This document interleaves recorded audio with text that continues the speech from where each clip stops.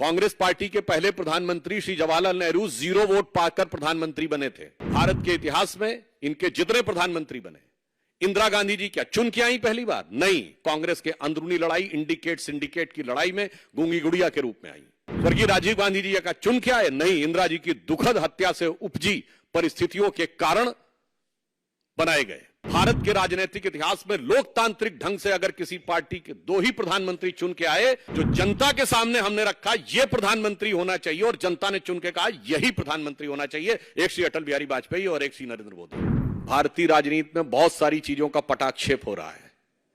राजवंशों की सत्ता 1947 में समाप्त हुई थी। अब लोकतंत्र का आवरण ओढ़े हुए जो लोकतांत्रिक राजवंश हैं, उनकी सत्ता को चुनौती मिल रही है और उनको लग रहा है कि आने वाले चुनावों के बाद उनका भविष्य क्या होगा।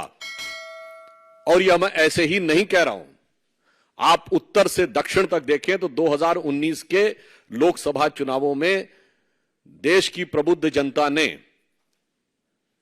इंटाइटलमेंट के आधार के ऊपर जो लोग लोकतंत्र के नाम पर राजतंत्र चला रहे थे, चाहे कश्मीर में अब्दुल्ला और मुफ्ती परिवार हो, वो लोग चुनाव हारे, पंजाब में बादल परिवार चुनाव हारा, हरियाणा में हुड्डा परिवार चुनाव हारा, अशोक गहलोत जी का बेटा चुनाव हारा, उत्तर प्रदेश में अखिलेश यादव जी की पत्नी चुनाव हारी, चौधरी अजीत सिंह और उनके बेटे चुनाव हारे, बिहार में लालू प्रसाद यादव जी की बेटी चुनाव हारी, फिर चाहे तेलंगाना में केसीआर जी की बेटी चुनाव हारी हो, अथवा परिवारवाद के सबसे बड़े प्रतीक श्री राहुल गांधी जी चुनाव हारे।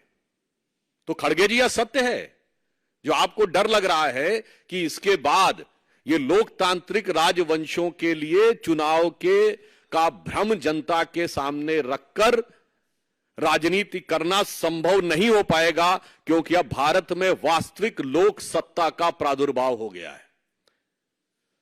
सो वॉट एवर श्री खड़गे जी saying, it is real meaning is that those dynastic politics under the garb of democracy, which is continuing, which has been totally discarded by voter in the last election, now seems towards an eclipse, and the true emergence of true democracy is there in the offing, जिसमें भारत के सभी युवा और सभी मतदाता, जो प्रधानमंत्री जी ने कहा है, भारत का गरीब, भारत का किसान, भारत की महिला और भारत का युवा अपनी शक्ति के साथ उभर कर सामने आ रहा है।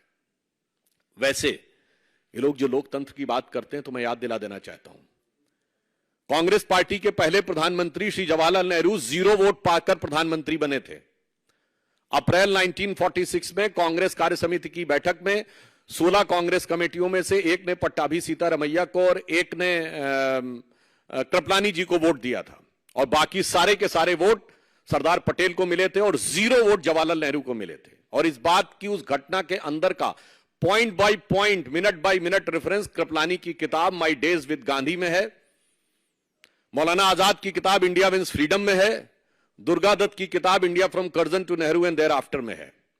और जो अंतिम प्रधानमंत्री हुए, हो सकता है कि वो व्यवहारिक दृष्टि से कांग्रेस पार्टी के अंतिम ही प्रधानमंत्री भविष्य के लिए सिद्ध हों, doctor Manmohan Singh, the accidental prime minister, उनको कोट कर रहा हूं। प्रणब मुखर्जी जी की पुस्तक का विमोचन करते समय सोनिया गांधी जी की उपस्थिति में स्वयं डॉक्टर मनमोहन सिंह जी ने कहा कि जब मुझे प्रधानमंत्री बनने के लिए कहा गया तो मैं प्रणब दा के पास गया, मैंने कहा प्रणब दा आप मुझसे अधिक योग्य हैं। डॉक्टर मनमोहन सिंह कहते प्रणब दा आप सबसे अधिक योग्य हैं, मगर मैडम ने मुझे कहा है। लोकतंत्र का अद्भुत स्वरूप है।